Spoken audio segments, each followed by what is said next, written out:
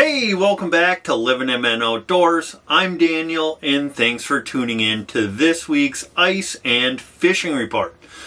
Before we dive into this week's report, just want to give a huge shout out to LH Custom Rods for sponsoring today's report.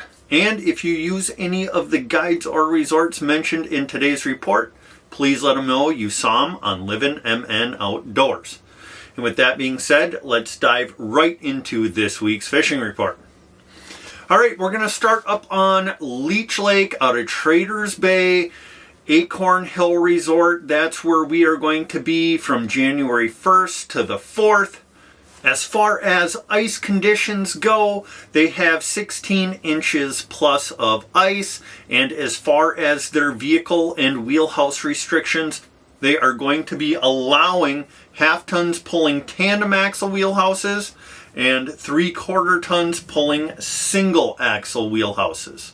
If you have a bigger rig, go ahead, give the resort a call. You can check and see what they're letting out day to day. But as of right now, half tons pulling tandem axles and 3/4 tons pulling single axles. Now, as far as snow cover goes, there is not much snow cover out there, 4 inches or less, just enough to bank your house with, so that's kind of nice, but you can still travel around with an ATV, side-by-side, or snowmobile if you watch out for the snow drifts.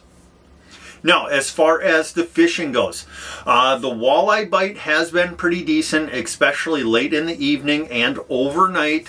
You're probably not going to go out there and catch a 3 or 4 man limit, but you're probably going to catch some nice eater-sized walleyes and maybe even some of those low 20s to mid 20-inch fish that are good to put back.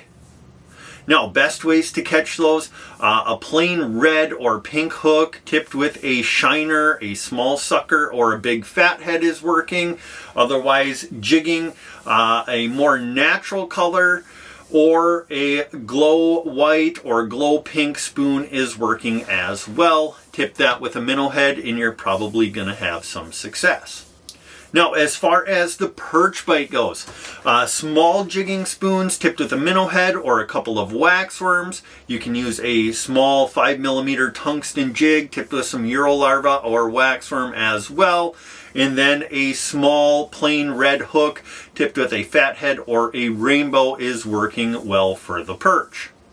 Now, as far as where they're finding those, Greg's Break Line in 15 to 18 feet of water has been a very good area. Kind of get on that mud transition in that depth range and you're more than likely going to run into some nice fish.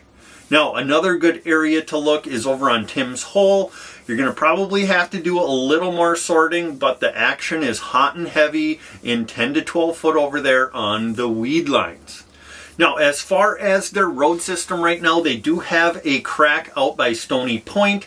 They are going to be working on that crack, possibly placing a bridge over it and allowing some more access further out into the lake, maybe getting in on some of those rock piles out over by Stony, which will help with the walleye bite and eel pout as well. So follow their Facebook page to stay up to date on their road system. Now, Acorn Hill Resort, they do have cabins available, sleeper houses, day houses, guided perch trips, full bar and restaurant, indoor pool, and if you guys do buy a season pass there, that does include fish house storage and access to the indoor pool. So all around a great deal up at Acorn Hill Resort. So if you're looking to get up to Leech Lake this coming weekend or in the future, go ahead and call Kyle from Acorn Hill Resort. All right, now moving over to Lake Winnie. I talked to Chad at the Pines Resort out of Tamarack Bay. They have about 17 inches plus of ice throughout the bay, and then out on the main lake in the areas that they've checked, they have about 16 inches. Now, there isn't a ton of snow cover up there, maybe 1 to 3 inches in some of the deeper spots. There are some drifts out there, but you might be able to scrape enough snow to bank your house now. Now, as far as restrictions out there, In the bay, there is no restrictions. They're letting out any truck and wheelhouse combination. If you want to travel outside of the bay, just remember there is a crack over by Tamarack Point. And there's only 16 inches out there, so definitely use your best judgment on what you should be bringing across that crack if you attempt it. I wouldn't recommend taking anything too big or heavy across that. Now, as far as the fishing goes, the walleye bite has been pretty decent. This snowstorm kind of slowed things down, but it seems like it's starting to pick back up. They're finding walleyes in anywhere from 10 to 24 foot of water. Kind of that sweet spot seems to be that 17 to 21 foot. But if you want a good mixed bag of walleye and perch, you're gonna need to hang on the shallower end of things. The perch seem to be in that 8 to 16 foot of water. You can catch some walleyes in that shallower water as well.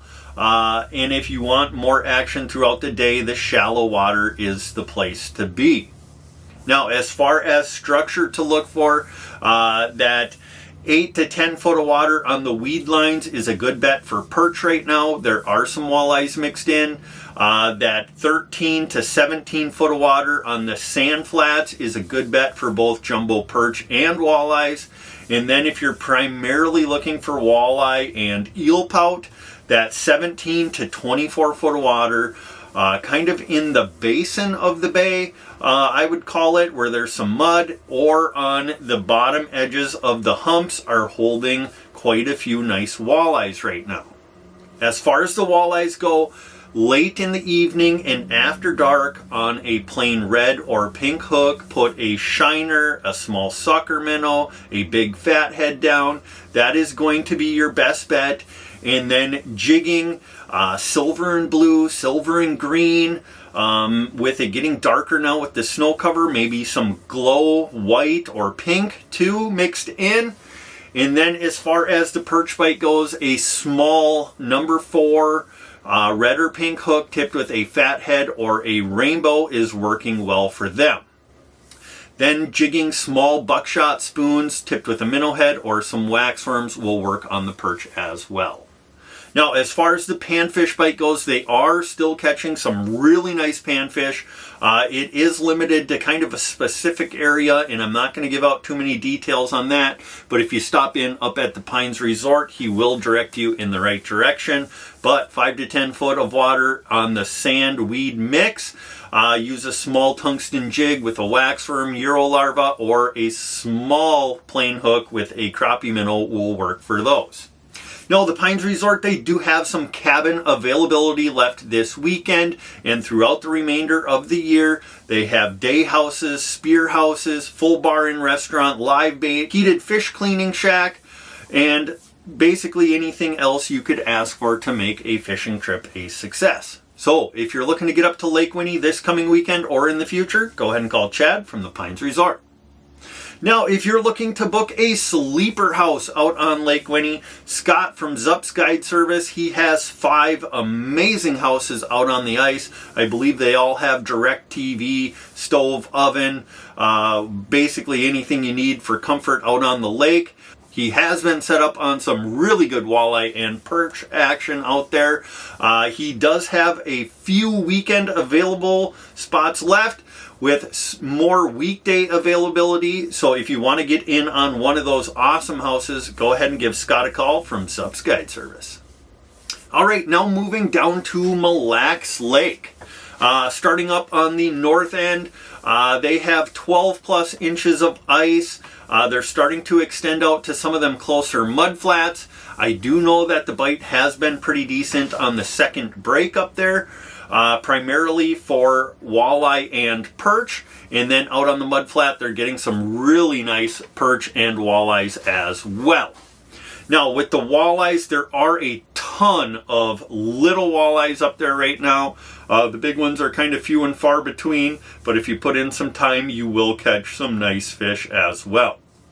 Now, best ways to catch those, buckshot spoons in pink, or silver in green, silver in blue, Northland tungsten buckshots. They make some really awesome colors. That's what I've been fishing with up there. And then if the perch seem to be a little bit finicky, small 5mm Wonderbred tungsten jig tipped with 3 little red Euro larvae is working very well for those. Now, the perch on a good day, they will bite a plain red hook with a fathead as well. And then for those bigger walleyes, putting down a bigger golden shiner or a bigger sucker minnow is working, because there is still a ton of bait in the lake, and those bigger walleyes are just looking for one nice meal. Now, as far as the east side of the lake goes, they still have about 13 plus inches of ice. West side, about the same thing. I do know over on the west side, some of those resorts are dealing with a shoreline crack. They're having trouble getting across it. But I have a feeling with this colder weather, they will be across and out to some of those awesome structures very soon. And then down on the south end of the lake, the bays have a ton of ice. I don't think there's a whole lot of restrictions anymore down there as far as wheelhouse and truck combos. And then they are making it out to 4 mile, 5 mile Sloppy Joe Bar. And I do believe they are allowing half tons and single axles out to those structures. And those deep gravel structures are producing some really nice walleyes. There isn't a lot of perch out there, but they are picking off some really nice walleyes. All right, well, that's going to do it for this week's fishing report. If you guys make it out fishing and you take some pictures, feel free to send them to us on Facebook Messenger or to our Gmail, and we will do our best to feature you in next week's fishing report. Just remember, be kind to other fishermen. Don't crowd your neighbor. Absolutely pick up your trash if you bring it out on the ice. And don't forget to get on out there and get living.